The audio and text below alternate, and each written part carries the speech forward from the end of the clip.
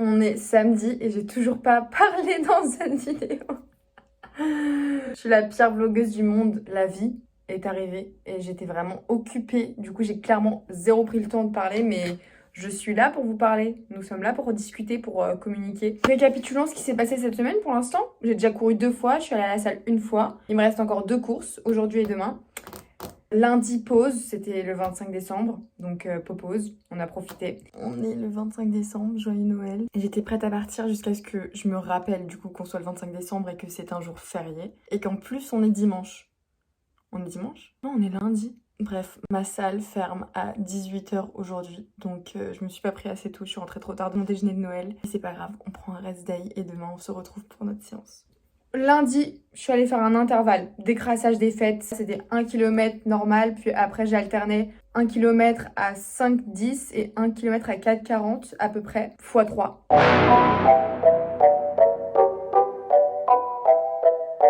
C'était très sympa, très cool. J'avoue que les 2 derniers intervalles, j'ai pris des petites secondes de pause parce que j'en pouvais plus. Globalement, ça s'est assez bien passé. Je pense que j'ai pas mal réussi. Après, j'ai fait 6 km à Paris.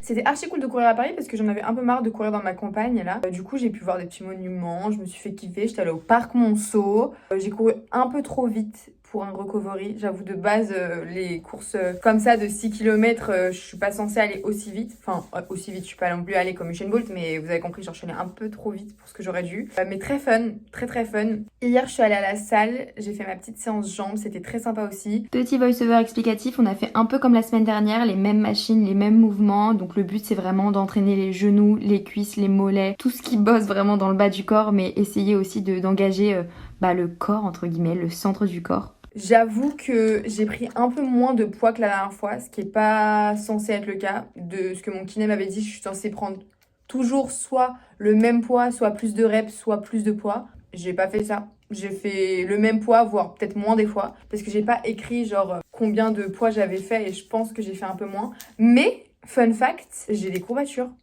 Enfin, pas des courbatures, mais je sens que mes jambes sont un peu... pas trop comme d'habitude, vous voyez ce que je veux dire, elles sont pas détentes quoi. Et là on est samedi, il me reste aujourd'hui un intervalle à faire qui est une pyramide. On va commencer avec 200 mètres à une allure hyper rapide et on va augmenter de 200 mètres à chaque fois et baisser l'allure jusqu'à arriver à 1 km et après on va descendre la pyramide, faire le contraire de ce qu'on a fait à la montée. J'ai hâte d'y aller, je vais y aller maintenant là parce que it's time to go. Je crois que mon père a pris ma voiture donc j'espère que mon père a pas pris ma voiture mais sinon je vais y aller maintenant. Je vais faire ça à la salle à Fitness Park comme d'hab.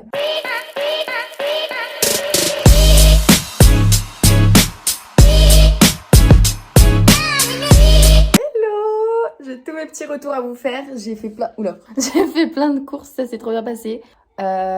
Commençons par le commencement. La séance d'intervalle que j'ai faite, dont je viens de vous parler, la muerte. C'est vraiment les pyramides, mais comment vous dire que ça te démarre. Genre la première, allez, la montée de la pyramide. La première partie s'est assez bien passée, j'ai tenu tout à fait correctement et tout, j'ai pas bougé les vitesses. Par contre, deuxième partie, donc la descente, j'avoue que j'ai pris des petites 10 secondes de pause parce que j'avais vraiment du mal à tenir et je voulais que quand je cours correctement. En fait, j'avais pas envie de courir comme une débile et me tenir au truc. Genre, si j'avais besoin de m'arrêter, je préférais m'arrêter complètement plutôt que mal courir. Donc, au 1 km et au 800 mètres, j'ai pris des 10 secondes de pause. J'ai dû en prendre genre 2 max pendant les trucs. Et sinon, au final, j'étais vraiment morte. Genre, j'ai clairement donné tout mon être pendant cette séance, ça m'a démarré, vraiment j'ai cru que j'allais mourir, mais très contente, encore une fois c'est le but des intervalles, c'est de se donner à fond, donc trop contente d'avoir réussi à le faire. Et puis hier, donc dimanche, j'ai couru 18 km, c'était ma sortie longue de la semaine, donc c'est les jours où je fais vraiment beaucoup de kilomètres en condition de course, donc en condition du jour J quoi. comment vous dire que la météo a fait que j'étais incapable en fait de pouvoir aller courir dehors parce que le vent était beaucoup trop fort, il faisait super froid. Enfin en fait le froid me dérange pas mais le vent impossible. Surtout qu'en fait j'habitais en campagne donc le vent tu vois tu le prends vraiment en pleine face parce que quand t'es dans les champs il y a rien qui arrête le vent en fait, il y a pas d'arbres, il y a rien. Du coup c'était impossible pour moi d'aller courir dehors, j'allais juste m'envoler et attraper la crève. Du coup, je me suis tapé la déterre parce que je ne supporte pas de louper, mais surtout mes sorties longues. Je me suis tapé la déterre d'aller courir mes 18 km sur un tapis de course.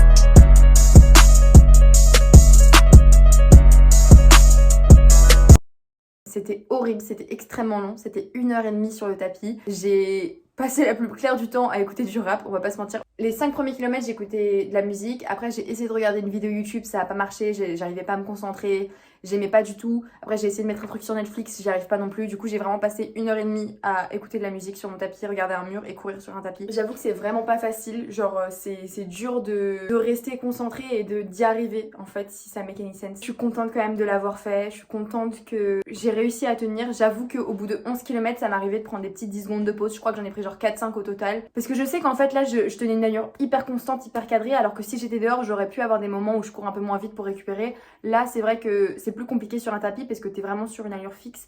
Du coup, je prenais des petites 10 secondes de pause juste pour m'hydrater correctement et pour me sécher parce que tu transpires beaucoup plus à la salle. Donc voilà, mais au final je suis trop fière de moi, je suis hyper contente et même s'il y en a qui peuvent dire que c'est important d'aller courir même quand les conditions sont pas bonnes, je suis d'accord.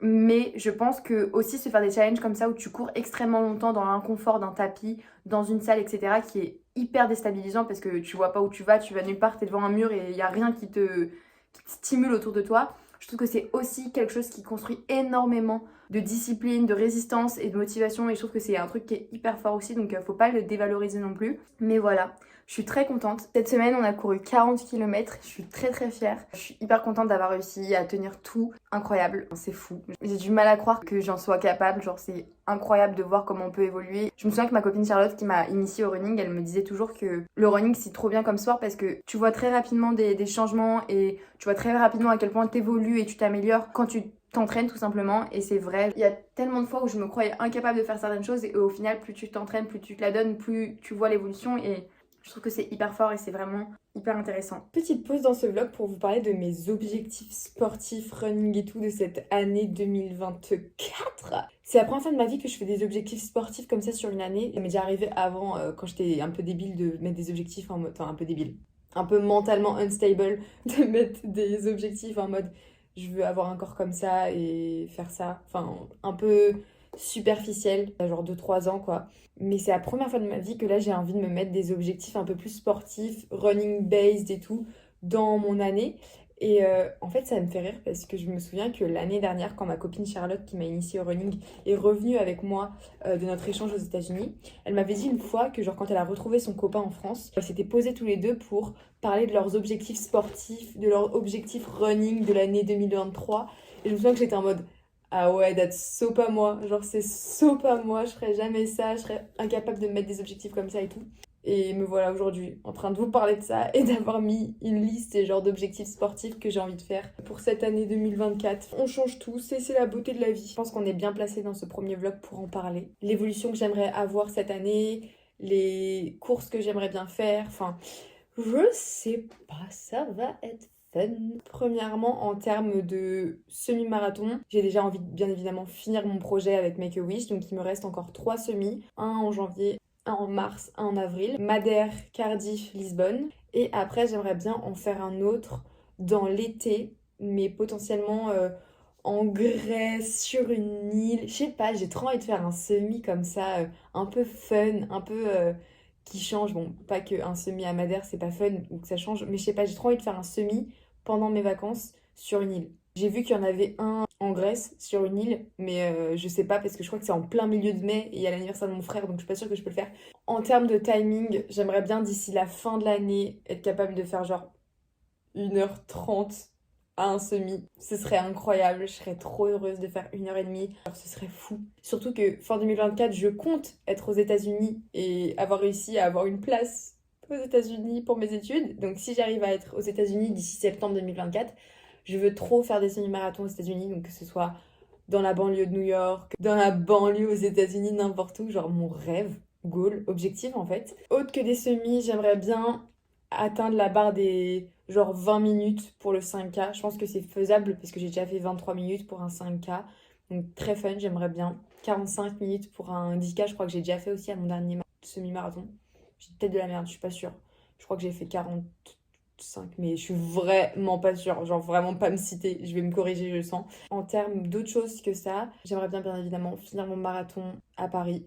Je suis pas encore sûre de combien de temps je vais me mettre. Genre je sais pas encore si je vais me mettre un temps, si j'ai envie de battre une certaine allure, j'en sais rien. En vrai, j'ai juste envie de le terminer correctement, de le faire proprement, sans mourir, être bien entraînée, être fière de ce que j'ai fait et le terminer en beauté. Voilà, ce serait fort, enfin, ce serait vraiment ça mon objectif pour le marathon de Paris. Et aussi, j'aimerais bien potentiellement m'entraîner après le marathon de Paris pour un trail.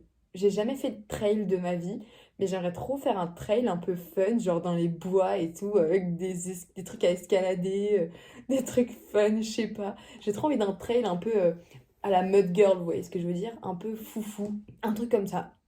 Ça pourrait être très drôle. Genre tu cours dans l'eau et tu cours dans la forêt, je sais pas. Je vous parle de mes objectifs sportifs, etc., avec mes temps et les courses que j'aimerais faire. Mais en soi, le plus important pour moi, c'est vraiment de continuer à nourrir mon amour pour ce sport que j'ai nourri en ces mois de 2023. Continuer à apprécier et à me dépasser, à apprécier le fait de me dépasser et faire plein de rencontres autour de ce sport, créer plein de projets qui me plaisent et vraiment kiffer un maximum et que ça m'en apprenne encore tous les jours sur moi parce que ça m'en apprend vraiment tellement que voilà, j'ai juste envie que ça continue. Je vous le souhaite aussi.